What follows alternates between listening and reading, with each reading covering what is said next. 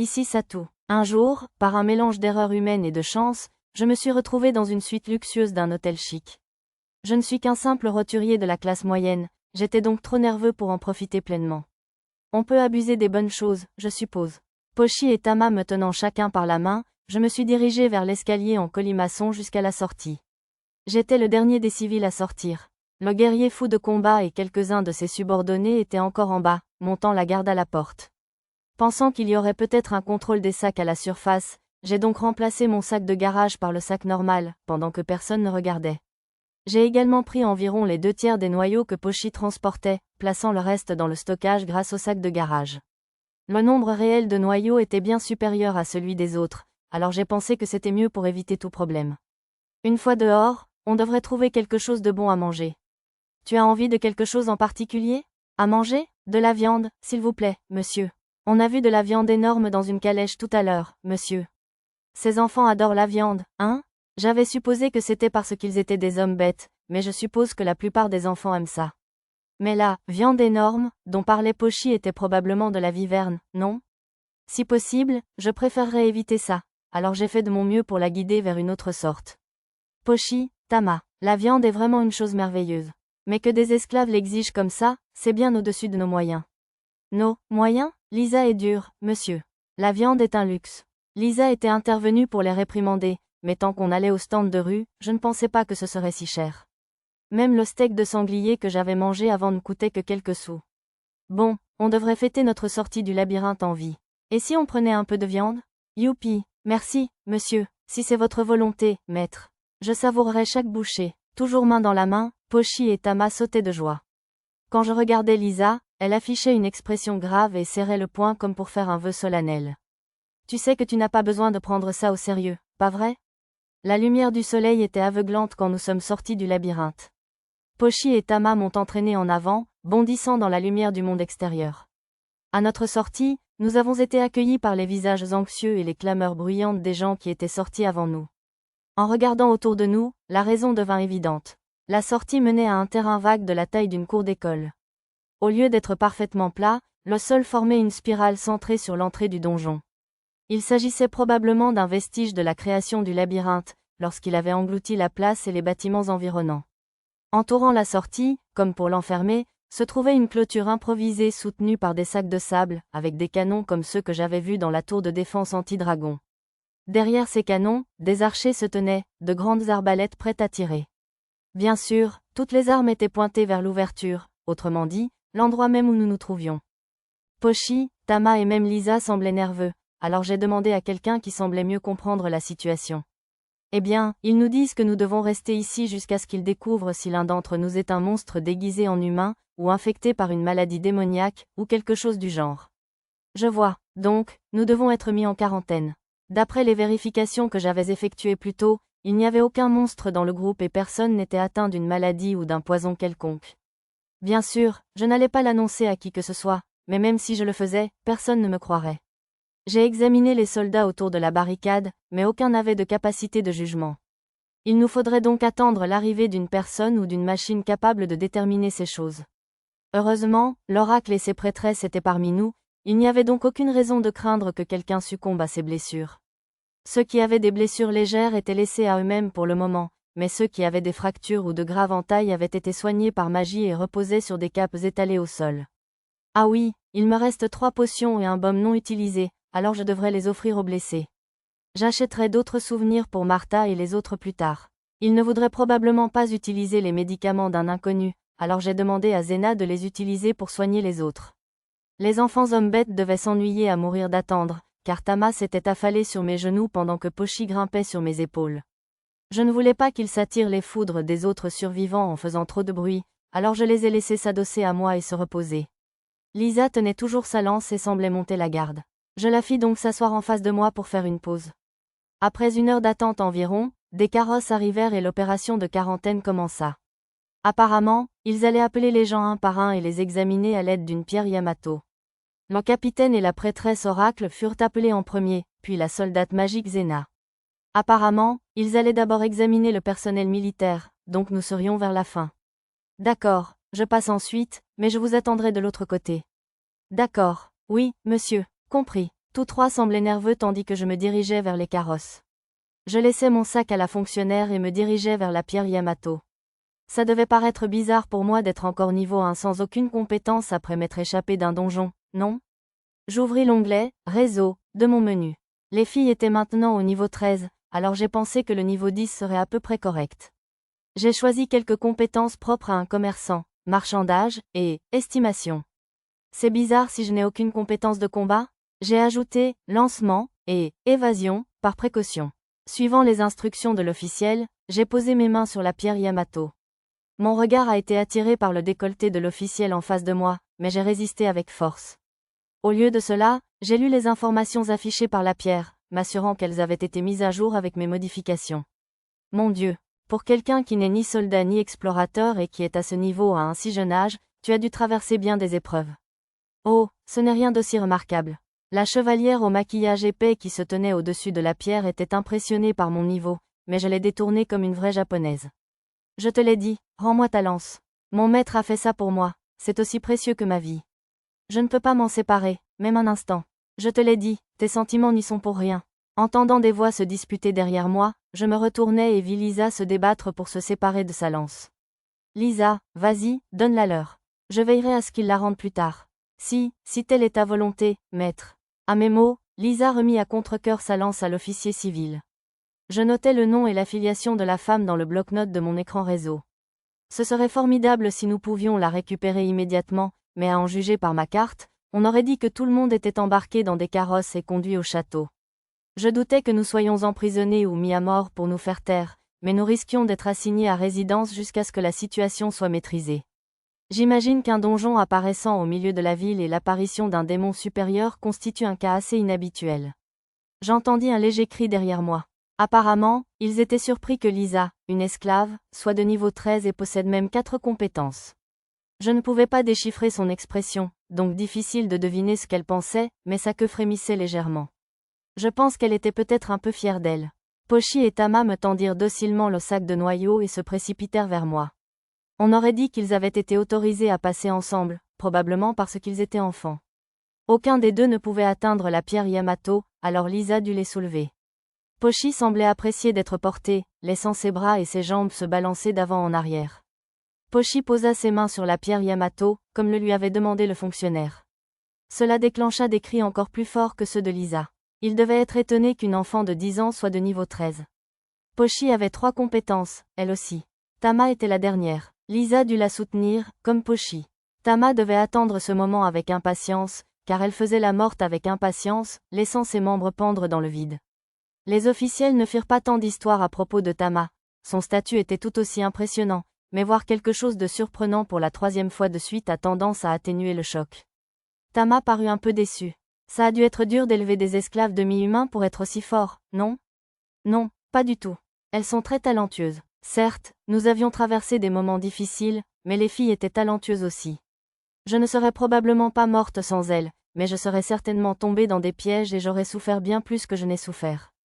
Un soldat nous guida tous les 4 dans un chariot. Il y avait quelques personnes à bord qui avaient déjà passé l'inspection, elles aussi.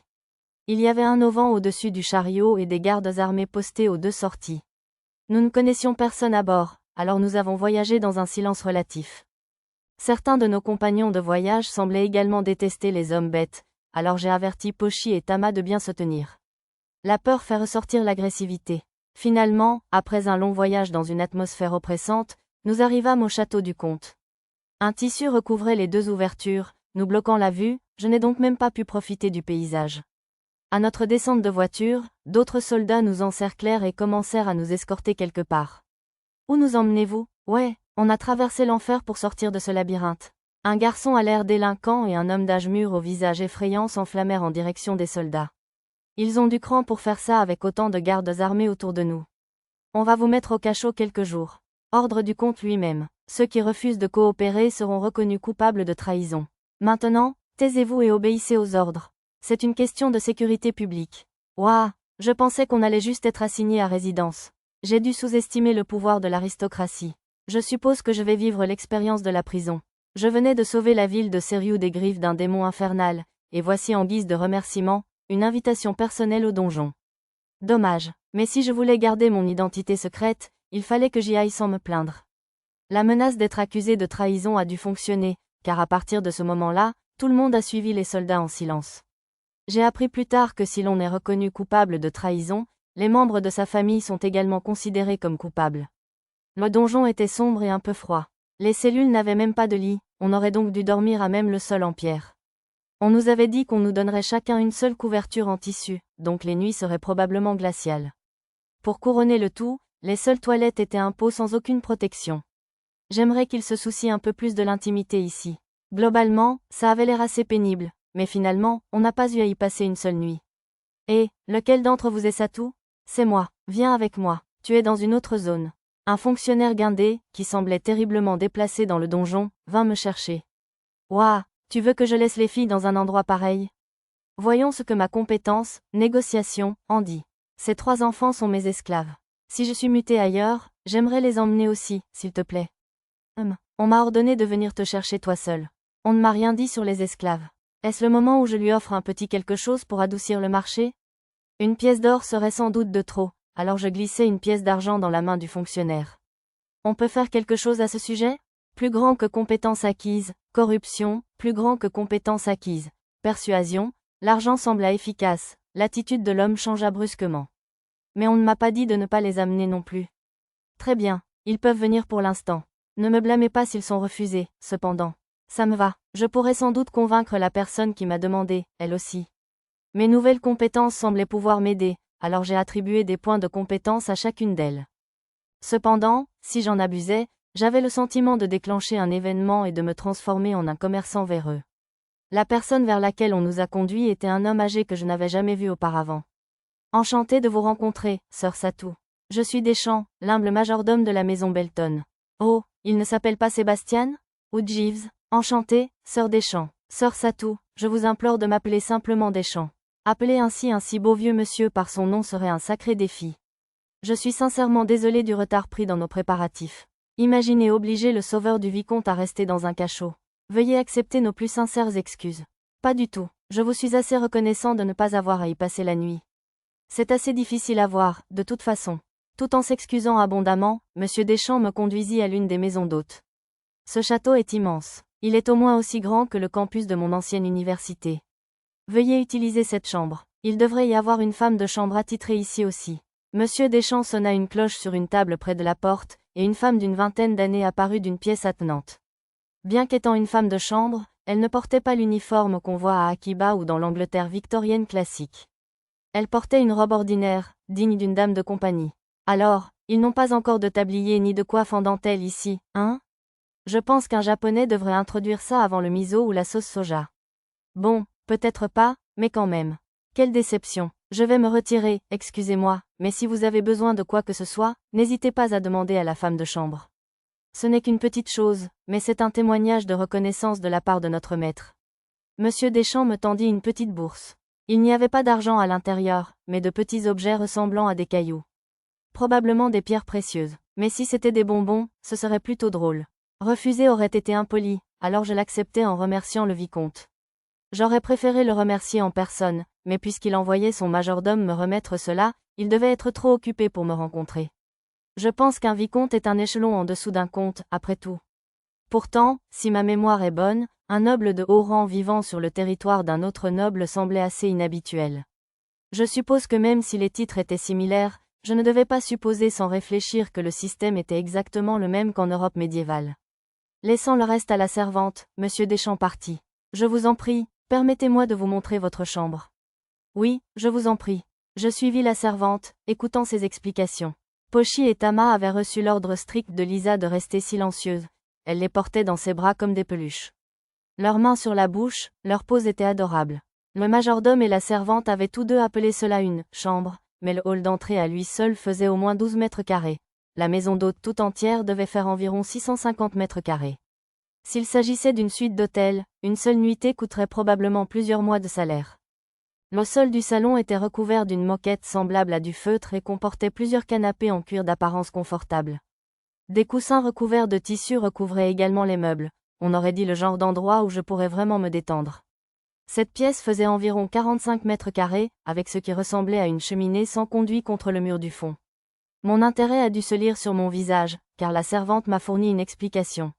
C'est un outil magique qui utilise des pierres de feu. Il suffit de toucher cette plaque de cuivre et de laisser la magie s'y introduire, pour que les pierres du foyer produisent de la chaleur. Si vous souhaitez régler la température, sonnez et j'interviens immédiatement. N'hésitez pas à m'appeler à tout moment. Oh, quel fantasme! Le lustre au plafond ne semblait pas non plus avoir de bougie, ce devait donc être un autre outil magique. Une fenêtre de réalité augmentée l'a identifié comme un lustre de douche lumineuse. J'ai hâte que la nuit tombe. On nous a ensuite conduits dans un salon de 32 mètres carrés. Le mobilier était tout aussi luxueux que dans la pièce précédente, mais peut-être parce que ces objets avaient des angles plus prononcés, ils semblaient plus formels. Ensuite, il y avait une salle à manger avec une immense table pouvant probablement accueillir beaucoup de personnes. Elle était faite d'une pierre sombre, peut-être du granit, douce au toucher. Elle ne nous les a pas montrées, mais la femme de chambre a brièvement mentionné qu'il y avait aussi une lingerie, sa salle d'attente et une kitchenette attenante au salon. En haut de l'escalier, près de l'entrée, se trouvait la chambre principale, aussi grande que le salon. J'ai presque entendu une fanfare de trompette en posant les yeux sur le lit king size à baldaquin au centre. Il semblait d'une douceur incomparable. Pochi et Tama immédiatement j'ai voulu sauter dessus, mais heureusement, Lisa les tenait fermement toutes les deux, si bien que la servante est restée imperturbable. Bien joué, Lisa. Apparemment, la petite pièce attenante était réservée aux domestiques et aux gardes. Elle était vraiment simple, avec un lit à l'air dur et une simple chaise en bois. Quel contraste saisissant. Il y avait des toilettes à chaque étage, mais c'étaient des toilettes à fosse comme celle du Gatfrontin. Le papier toilette était remplacé par du papier de paille, donc je suppose que c'était une amélioration. Malheureusement, il ne semblait pas y avoir de baignoire. Il y a un problème? Non, je me disais juste que je n'ai vu de baignoire nulle part, ai-je dit avec le vague espoir d'être corrigé. Ah, tu veux prendre un bain? Dans ce cas, on peut demander aux domestiques d'apporter une baignoire. J'aurai tout arrangé d'ici ce soir. Apporter une baignoire? Ces domestiques doivent être défoncés. Je suis désolée de te demander quelque chose d'aussi compliqué. Pas du tout. Si vous avez d'autres demandes, n'hésitez pas. Je n'avais rien à manger, mais j'entendis un petit gargouillement derrière moi. Je ne savais pas si c'était Pochi ou Tama, mais il était probablement l'heure de manger. Bon, je vais préparer le déjeuner. Y a-t-il des aliments à éviter? Je serais ravie de m'adapter à vos goûts. Non, ne vous inquiétez pas. Je ne suis pas trop difficile.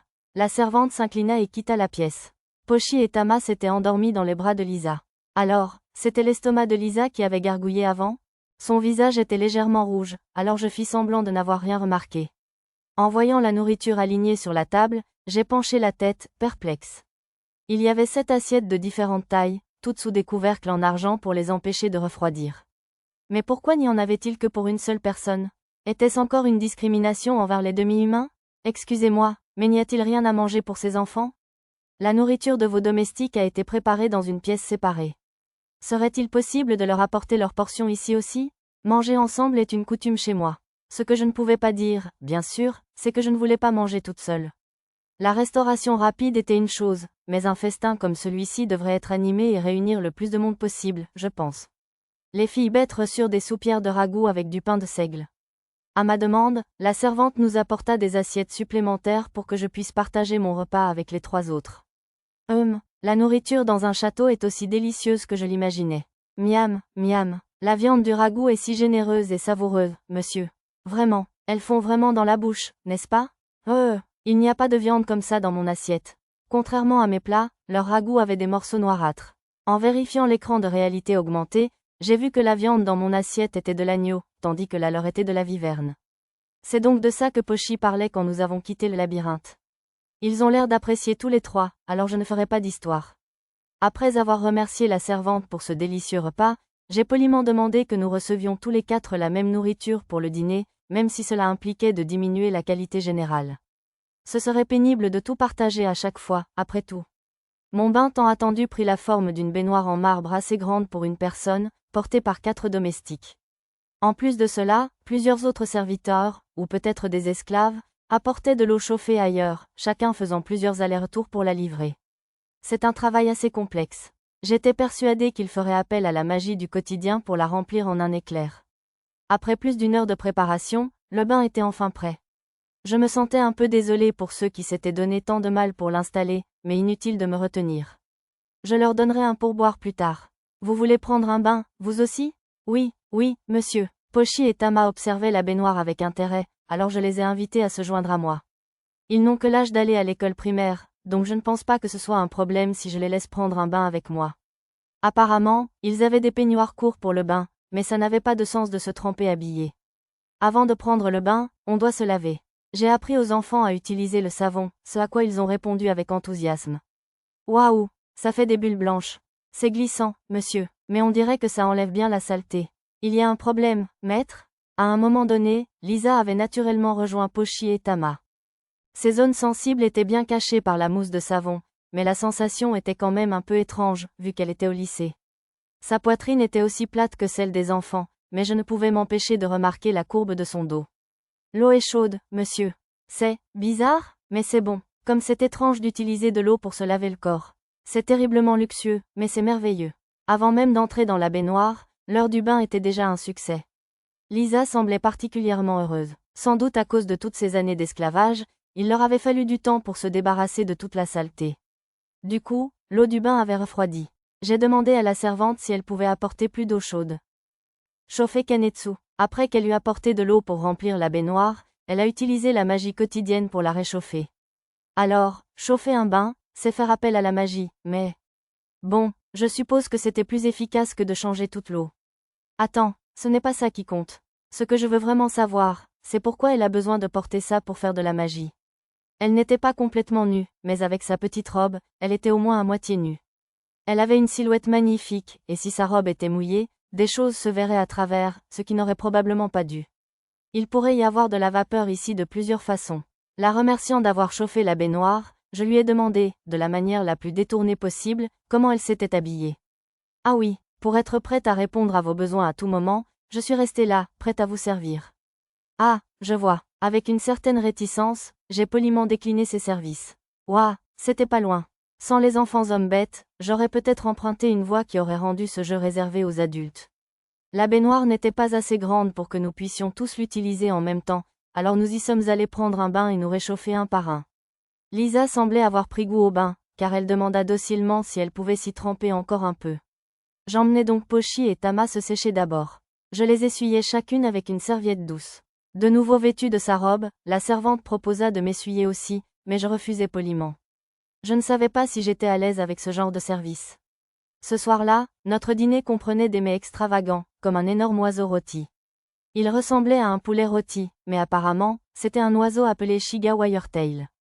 Découper le rôti entier me semblait assez difficile, alors au lieu de me donner des airs et d'insister pour le faire moi-même, je demandai de l'aide à la servante. Elle le découpa avec une habileté vraiment impressionnante. Les enfants hommes bêtes appréciaient particulièrement les morceaux sur os. Avec le temps, je ressentis une vague de gratitude envers le vicomte. Ce genre de traitement était à des années-lumière de ce que nous aurions subi dans le donjon. À bien y penser, je me demande si Nidoren et ses amis sont là-bas. Je n'ai pas vraiment réussi à les faire sortir, mais je pourrais peut-être faire en sorte qu'ils passent un meilleur moment, au moins. J'ai posé la question à la servante après le dîner. Elle m'a dit qu'il devrait pouvoir leur procurer de la nourriture et des couvertures de meilleure qualité, mais qu'elle n'avait pas l'autorité pour leur envoyer des choses comme des meubles. Cela nécessiterait un budget du vicomte. Est-ce juste une question d'argent? Parce que je peux en trouver à l'entrepôt. De combien pensez-vous qu'ils auraient besoin? Pour une seule personne, une pièce d'argent suffirait. Mais comme il semble y avoir au moins 10 personnes, il nous faudrait 2 pièces d'or. C'est tout? J'ai sorti l'argent de ma poche et l'ai donné à la servante, lui demandant de veiller à ce que les conditions de vie des gens dans le donjon soient améliorées. Youpi, il est tellement moelleux, monsieur. Pochi et Tama sautaient sur le lit. J'imagine que les enfants ne voient qu'un trampoline devant un lit aussi grand. Lisa s'assit également sur le bord, savourant son rebondissement avec sa réserve. Chacune de nous était censée dormir dans son lit, mais Pochi et Tama tournèrent leurs yeux de chiot vers moi, et avant même de m'en rendre compte, j'acceptais de les laisser dormir dans le mien avec moi. Et puis, ça me semblait cruel de laisser Lisa dormir seule dans l'autre pièce. Je m'enfonçais presque dans le matelas en m'allongeant. J'étais restée éveillée tout le temps que nous étions dans le labyrinthe, afin d'assurer la sécurité des enfants. Certes, j'ai l'habitude de faire des nuits blanches, mais mon endurance me permettait aussi de me sentir bien même sans sommeil.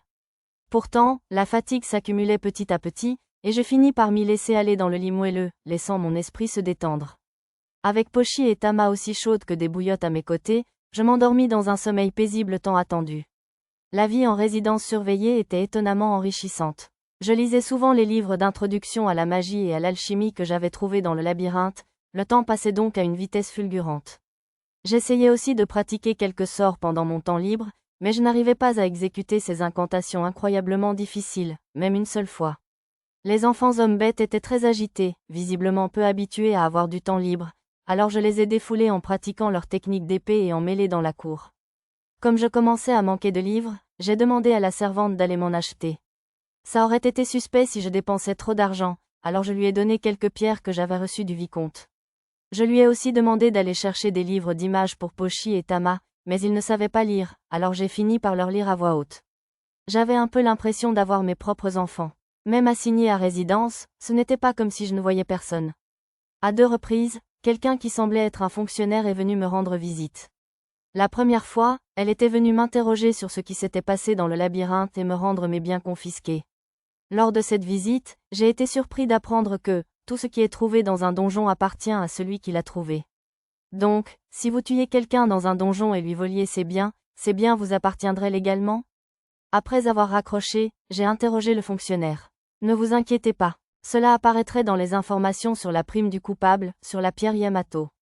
À Labyrinthe, des personnes dotées de l'œil du jugement sont postées à toutes les sorties des donjons pour traquer les criminels.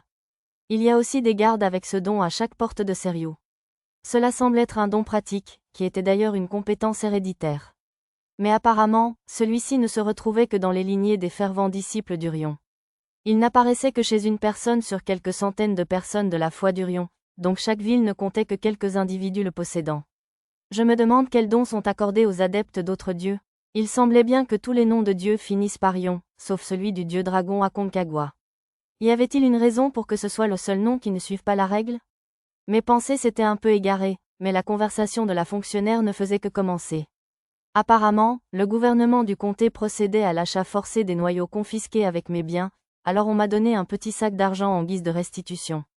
C'était apparemment une loi courante pour tous les monstres chassés dans le comté, et l'intérieur d'un donjon ne faisait pas exception, m'a-t-elle informé. Eh bien, la somme d'argent qui m'a été donnée correspond au prix du marché des noyaux, donc je n'ai rien à redire.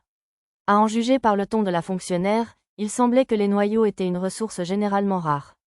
Je devrais être prudent lorsque je me débarrasserai du reste de ceux qui sont actuellement en réserve. Nous ne pouvons pas garantir la sécurité de cette viande de monstre, alors je crains que nous ne puissions pas la restituer. Cette lance semble également avoir été fabriquée à partir de parties d'un monstre, nous ne pouvons donc pas la laisser entrer en ville. La tête de Lisa pivota brusquement à une vitesse alarmante. Ouah, est-elle vraiment folle? Lisa, arrête. Cette expression est terrifiante. Voyez, même le sourire du fonctionnaire se fissure. Il me semblait logique que la viande puisse poser problème pour le contrôle des maladies, mais Lisa semblait très attachée à son arme, alors j'ai essayé de négocier. Cette lance est en fait assez solide, alors pourrais-je vous demander de la faire examiner par une personne possédant la compétence « jugement » pour déterminer si elle présente un danger? Je prends en charge les frais d'évaluation, bien sûr, alors j'espère que vous pourrez la restituer si elle est jugée sans danger.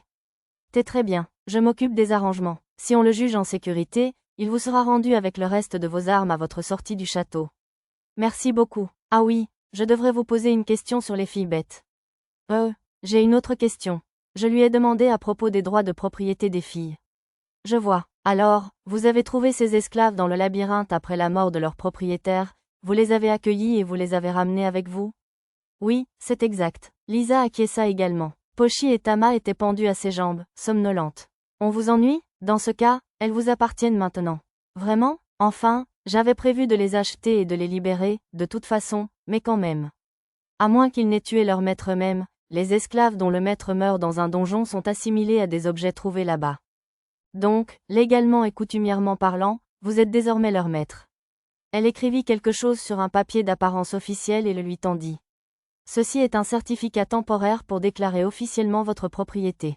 Il ne fonctionnera qu'en ville, vous devriez donc vous rendre à la mairie ou dans une entreprise d'esclavage pour faire établir le contrat officiel.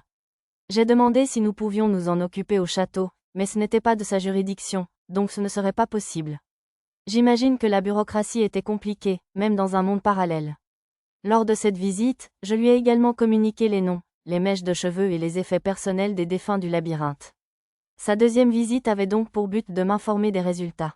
Un panneau avait été affiché sur le mur près de la station temporaire, près de la sortie du donjon, listant les noms des défunts, ce qui avait permis de livrer les mèches de cheveux aux familles endeuillées. Les familles souhaitaient racheter certains des autres biens, alors elle m'a donné l'argent qu'elles avaient proposé. Apparemment, ces objets étaient également taxés. J'ai dit à la fonctionnaire que je n'avais pas besoin d'argent, mais elle m'a dit, veuillez l'accepter. S'il n'y a pas de frais, des gens se présenteront en prétendant être des proches du défunt. Je vois, le monde est plutôt dur. Si accepter la récompense me peinait, elle m'a suggéré d'en faire don à un orphelinat ou à un temple. Oh, c'est une bonne idée. Je vais demander à Zena où je devrais la donner. Le 5e jour de notre assignation à résidence, Zena est venue me rendre visite, accompagnée de sœur Ona. Sirotant le thé bleu vert, au nom absurde que la servante nous avait préparé, nous avons échangé des informations. Alors, Zena, ils vous ont libérés toutes les deux? Oui, comme il y a une pénurie de magiciens, nous avons été libérés presque immédiatement. Cependant, depuis, nous travaillons à la garnison temporaire près de la sortie du donjon. Ça a l'air dur. Apparemment, elles avaient été mises au travail juste après leur évasion du labyrinthe. Je ne l'ai jamais vu, mais ce conte semble assez brutal. Eh bien, mon rôle est juste de communiquer avec l'équipe qui enquête sur le labyrinthe, donc ce n'est pas trop grave. Les sorciers ont le plus gros du travail, ils travaillent jusqu'à ce que leur magie s'épuise, essayant de construire une barrière magique pour empêcher le labyrinthe de s'étendre sous la ville. Il n'y a pas que les sorciers qui sont occupés. Nous, serviteurs de Dieu, travaillons également à la consécration du monument en pierre du sanctuaire qui a été construit. Je n'ai pas eu le temps de dormir ces 3 derniers jours. Ma sœur, si tu es à ce point débordée, tu aurais dû rester au temple pour te reposer plutôt que de venir me rendre visite avec Zena. Le campement près de l'entrée est entouré d'un mur temporaire, et ils ont étouffé les rumeurs en ville en payant les ménestrels pour limiter la divulgation d'informations, alors j'imagine que nous pourrons te libérer dans quelques jours. Tant mieux, on est vraiment bien ici, mais je commence à m'en lasser. Apparemment, certains ménestrels faisaient office d'équipe de relations publiques. Dans les jeux, ils apportaient généralement un soutien magique précieux, alors cette nouvelle approche était plutôt rafraîchissante. 3 jours après la visite de Zena, nous étions libérés. Sir Satou, alors que nous nous dirigions vers la porte principale du château, Nidoren et ses compagnons, également libérés, nous ont accueillis. Le gardien de prison nous a dit que vous nous aviez envoyé de la nourriture chaude et des coussins. Nous vous en sommes tous extrêmement reconnaissants. En apprenant qui j'étais de la bouche de Nidoren, les autres hommes autour de lui m'ont remercié en même temps. En chemin vers la porte, la conversation a tourné autour de la délicieuse nourriture du cachot. J'étais donc soulagée que leur traitement ait vraiment été amélioré. Merci beaucoup, c'était encore meilleur que celui du quartier ouest. Je suis tout à fait d'accord. Il n'y avait pas d'alcool, bien sûr, mais j'étais déjà content qu'on me serve un ragoût de viande dans un cachot.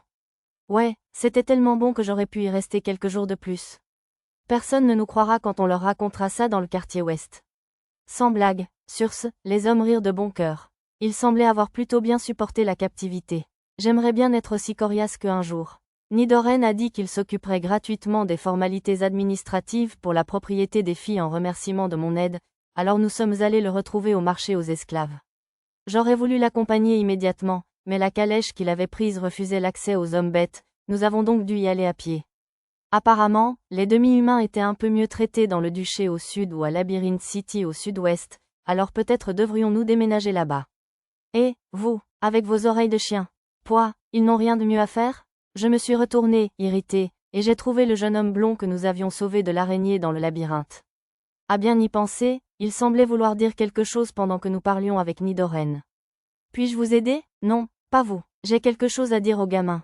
Il voulait encore l'insulter, même après qu'elle lui ait sauvé la vie. Quel ingrat. J'ai commencé à le fusiller du regard sans réfléchir, mais il ne me regardait pas. Au lieu de ça, j'ai croisé par inadvertance le regard d'un voyou costaud derrière lui, qui a paniqué et s'est enfui dans une ruelle. Qu'est-ce que c'était que ça? Tu as la compétence, intimidation, toi aussi, tu sais. Je ne comprends pas. Pendant que l'autre me distrayait, le jeune homme a dit à Pochi ce qu'il voulait dire.